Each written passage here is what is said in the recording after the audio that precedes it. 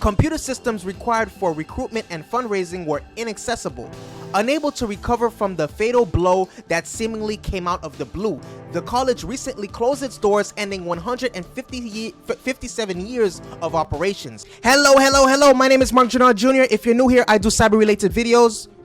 Hackers are stealing homework from children? Thank God I'm out of college. Let's get right into it. We going dark. So this story is courtesy of Christine Gatsby at Security Magazine. So the hacker that stole my homework. So while previous generations of educators would have stared blankly at students who offered up such an excuse as to why their book report wasn't submitted by the deadline, today's teachers, the bulk of whom were forced to move their classrooms to a virtual setting and employ online learning and video conferencing tools to stay connected and engaged with their students over the course of the pandemic, this statement is anything but far-fetched. The recent ransomware attack on Illinois' Lincoln College is case in point of the growing risk of cyber attacks facing today's schools, which are already reeling financially and on the brink of collapse, with a shrinking endowment and a precipitous drop in enrollment as the pandemic drove students away from campus. The ransomware attack was the straw that broke the camel's back. Admissions and access to key campus data and documents were frozen. Computer systems required for recruitment and fundraising were inaccessible.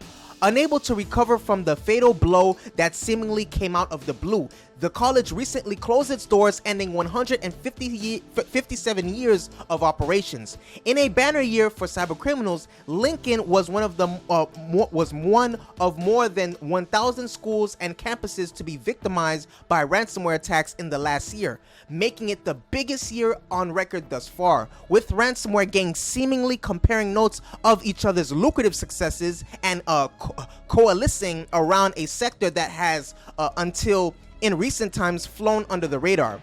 From geography to geometry, what is about schools that all of a sudden has threat actors circling like sharks? And how can educators and administrators guard against becoming the next Lincoln College? So, degrees for sale on the dark web. Like model students, hackers have been hitting the books just like their victims, probing for vulnerabilities across industries, researching the ones that are most likely to pay a ransom and where the holy grail is when it comes to valuable data. For multiple choice fans out there, mark down all of the above for the education sector. The ransom data's perceived value is one of the deciding factors that will determine whether a ransomware group will target a particular entity. And while on face value, the fact that little Jimmy bombed the first big econ exam doesn't seem to matter. Dig a little deeper, and you will realize the data that today's schools are collecting and storing is more valuable than you might think. Whether it be details on individual students, test scores, financial records, or entrance criteria, each could be extremely damaging in its own right. If it is to be published, and it doesn't take a PhD to figure out what the possible downstream effects could be. Malicious actors could change or delete an entire semester's worth of grades, manufacture phony degrees, or sell them on the dark web to the highest bidder. The internet is littered with horror stories of unseemingly individuals revealed to have fake medical degrees, and even more, snake oil salesmen who will sell them to you. Why waste 4 years of your life and 6 figures going to medical school when your friendly neighbor threat actor will ship a credential for just a couple of bucks so you can set up shop and start putting patients under knife today? Wow. Borrowing a page from the finance industry, above and beyond the sheer value of data that universities and colleges hold that makes them such a prime target is their woeful investment in cybersecurity safeguards as compared with other industries. This situation has not gone unnoticed by today's threat actors, many of whom cut their teeth in the heavily regulated finance industry, where job number one is guarding the proverbial vault. While banks have been forced by shareholders and regulators, unlike to take a Mission Impossible-like approach to digital defense, investing in cybersecurity equivalent of motion-detected lasers, tripwires, and the like, the vast majority of schools have quite simply not, making them an easy mark. With the value of the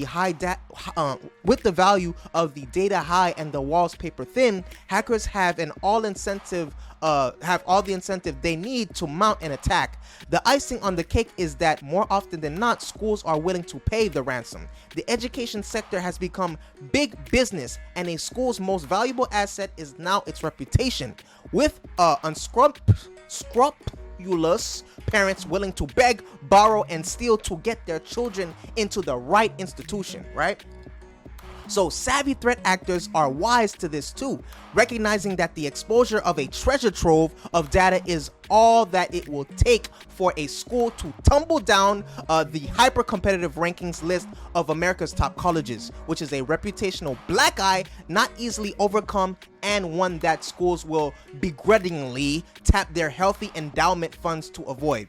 So here are 4 cybersecurity best practices to guard against ransomware. So, number 1, implement a security awareness training. Have teachers and professors brush up on basic security skills by offering training where they can learn the fundamentals of cybersecurity.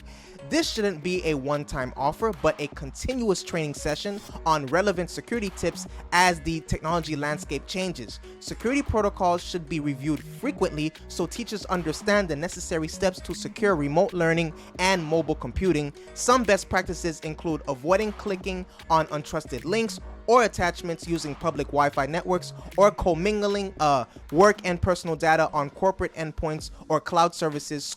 So schools should also train teachers on how to recognize and avoid phishing scam emails, including regularly having them participate in mock exercises, seeing who bites, being transparent about the results, and pointing out any cues that might have been missed. Number 2, add another layer of protection to video meetings. Video conferencing remains the most popular method for those that continue to use remote learning, and it is imperative for teachers to keep their online meetings secure. As a rule of thumb, never use the same video meeting ID more than once, as this will make it easy for hackers to get inside networks and remain undetected. So be sure each session has a unique password as another layer of protection to ensure no unwanted guests are able to make an appearance in the meetings. Number 3, never leave devices unattended or outdated. Home networks are not as secure as classroom environments, and for those facilitating online learning, teachers should ensure their work-from-home devices are fully updated with the latest versions of firmware, operating systems,